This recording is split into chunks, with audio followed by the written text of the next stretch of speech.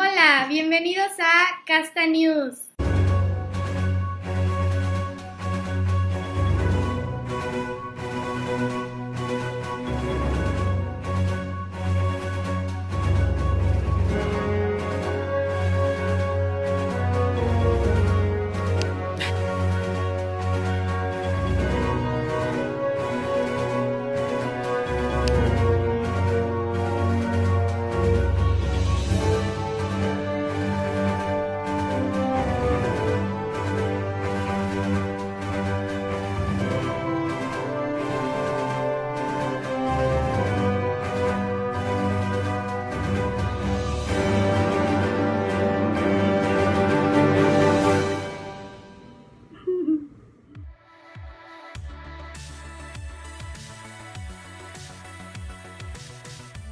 ¿Y se te hace importante aprender sobre la guerra de castas? Sí, claro, es parte de nuestra historia, es parte de nuestras raíces. ¿Te gustaría aprender más sobre este tema?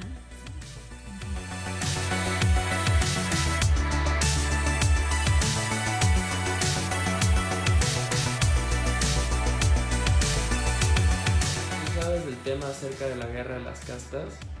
No, ¿Te gustaría aprender? sí. ¿Sabes sobre el tema de la guerra de las castas? Híjole, no, la verdad no. ¿Y te gustaría aprender? Sí, me encantaría. ¿Has escuchado hablar sobre la guerra de las castas? No, no he escuchado. ¿Te gustaría estar más informada? Sí, claro, me encantaría.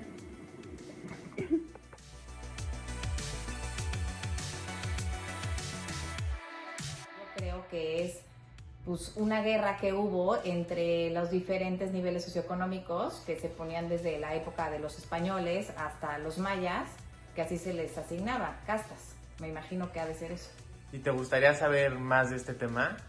No, claro que sí me gustaría, para que la próxima vez que me pregunten sepa qué contestar. Un poco sí. ¿Qué es lo que sabes? Sé que fue una guerra que se dio en México entre las personas de diferentes razas. Ok, muy bien.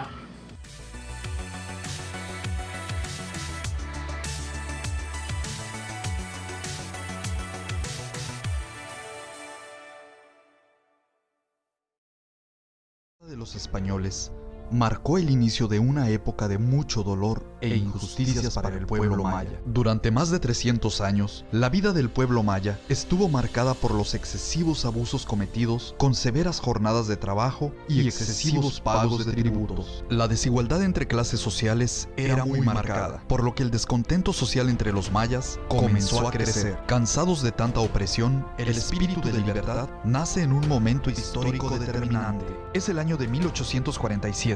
Tres hombres se reúnen de manera discreta para planear la libertad de su pueblo. Son los líderes del movimiento social de la guerra de castas. Sus nombres son Cecilio Chi, Jacinto Pat y Manuel Antonio Ay. El gobierno se enteró de la conspiración y aprendió a Manuel Antonio Ay, por lo que fue sentenciado y ejecutado el 26 de julio en la plaza de Santa Ana de Valladolid, en presencia de un gran número de indígenas. Este hecho despertó la indignación del pueblo maya.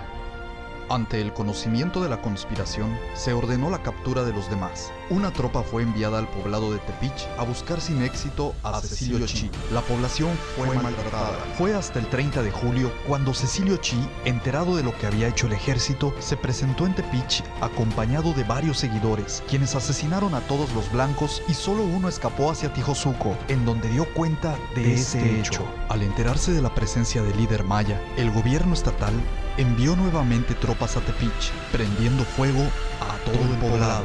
Varias casas fueron quemadas con sus habitantes adentro. Este hecho despertó de manera definitiva la indignación del pueblo maya, iniciando así la guerra de castas. El conflicto social se prolongó durante 54 años y fue en todos sentidos demasiado sangriento.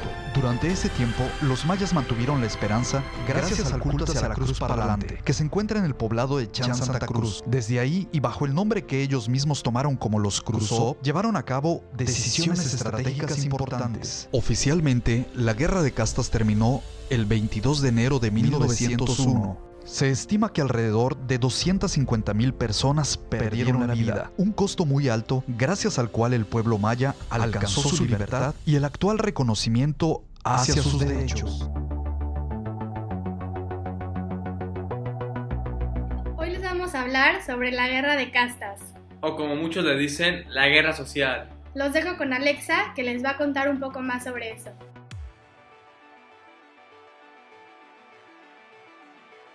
Hola, pues les platico que la guerra de castas fue una confrontación armada que estremeció a la península de Yucatán por casi más de medio siglo. Y bueno, les podría platicar mucho más de todo esto, pero tenemos que regresar al estudio con Carla y Daniela.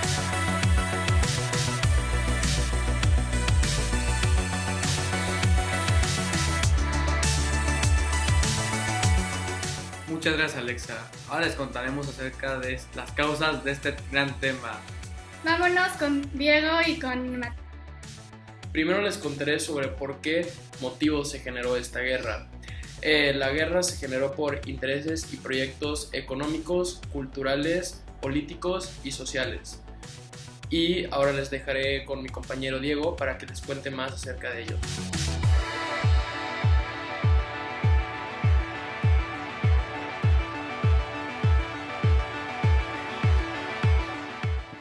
Las causas fueron la apropiación de la tierra fértil, región oriental y sur, para plantar blancos para sus plantaciones de cañada.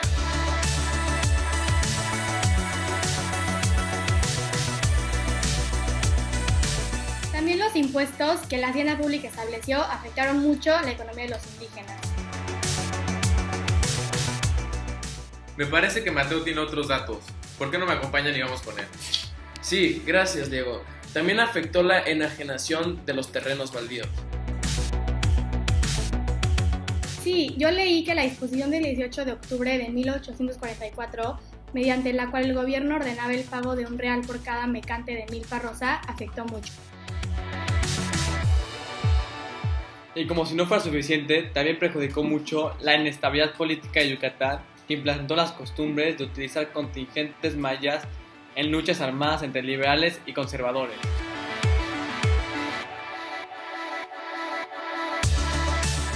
Uy, pues eso sí estuvo feo. ¿Qué opinas, Mateo? Sí, qué feo que tuvimos que pasar por esto, pero apenas vamos empezando, así Ahora que... vámonos con Carla y Daniel para que nos hablen un poco acerca del desarrollo. Les contaré cómo pasó todo con una breve historia.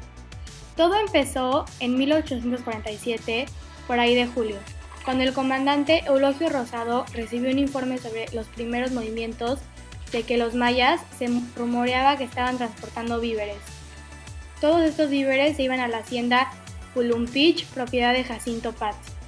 Ah, Jacinto Pat, era el cacique de Teosuco. Exactamente. Continuamos con la historia.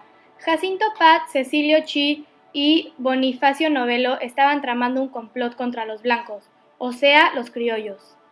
Los grupos mayas provenían del distrito de Valladolid, entre ellos estaba Manuel Antonio, cacique de Chichimilla. Pero después, ¿qué pasó? Yo te cuento, a Manuel Antonio se le cayó una carta la cual encontró Eulogio Rosado. Esta carta claramente indicaba la intención de atacar a Teosuco, firmada por Cecilio Chi. En ese momento la tomó y fue directo a las autoridades. Para no hacértela de cuento largo, se le condena a Manuel Antonio una ejecución por ser una de las cabecillas de la insurrección de la clase indígena. Con esta acción es como se da inicio a la guerra de castas, ya que después de ese suceso, Cecilio Chi ataca Tepic y mata por ahí de 30 familias blancas. Tras varios sucesos parecidos, el gobernador de Don Saniago Méndez envió un informe a España, Inglaterra y Estados Unidos pidiendo ayuda, dando a cambio la soberanía de Yucatán. Llegaron 3 embarcaciones enviadas por España cargado de armas, víveres y dinero. Miguel Barbachano asume la gubernatura de Yucatán. Lo que él hizo fue que Eulogio Rosado y Jacinto firmaron un acuerdo que son los tratados de Suc-Cap-Cap en 1848. Estos tratados daban referencia al fin de la Guerra de las Castas, en el cual Cecilio Chi lo desaprobó y dio a entender como si Jacinto lo estuviera traicionando. Algo bastante importante fue el Tratado de Amistad, Paz y Límites entre Estados Unidos y México, el cual dejó a México con 2.400.000 kilómetros cuadrados menos, y dio 150.000 para ayudar a Yucatán. Muchas gracias, Mateo, pero Carla, síguenos contando. Jacinto fue retirando poco a poco sus tropas y más tarde todo Cecilio Chi fue asesinado al igual que él. Muy interesante, Carla, gracias. Pero aún así, los mayas declararon que ningún acuerdo sería satisfactorio, al menos de que se les asegurara un gobierno independiente, se les dejara una gran parte del país, específicamente desde Bacalar hasta el Golfo de México, y quedarse libres del pago de contribuciones al Cuéntenos más, estoy seguro que todavía no acaba esta interesante historia. Hay un documento dirigido por el presidente de la Comisión Eclesiástica del Oriente que nos dice que pueden quedar con un pedestal de tierra ya que no aciertan a estar entre los españoles.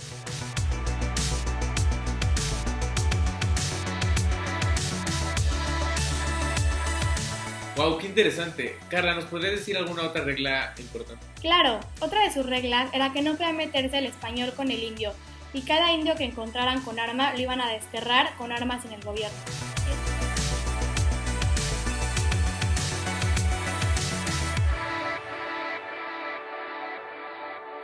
Yo investigué que el precio de un varón era de 25 pesos y los embarques de los mayas se hacían en Cizal, Río Lagartos y San Felipe.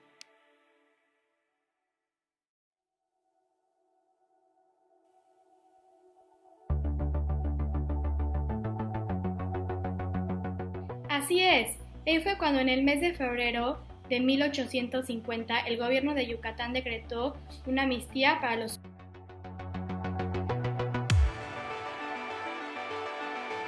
Ah, suena súper interesante. ¿Y qué pasó después? Se encontró un área con mucha agua en el que la gente iba a proveerse e inventó una leyenda en la que se hizo pasar por un ser divino.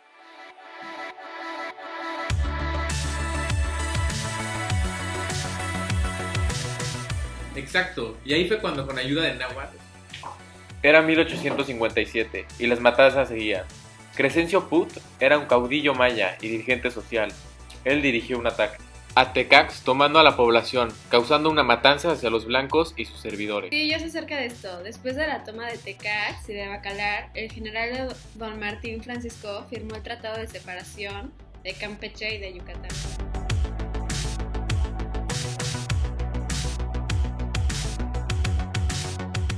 Sí, en 1884 se firmó un tratado con Mérida estableciendo Crescencio Put como gobernador de Chan, Santa Cruz. En caso de que murieran los mayas, nombrarían a su nuevo gobernador y no se podrán mandar a ninguna persona a gobernar Yucatán sin la aprobación de los mayas, al igual que los gobernadores de Yucatán sean reconocidos nacionalmente.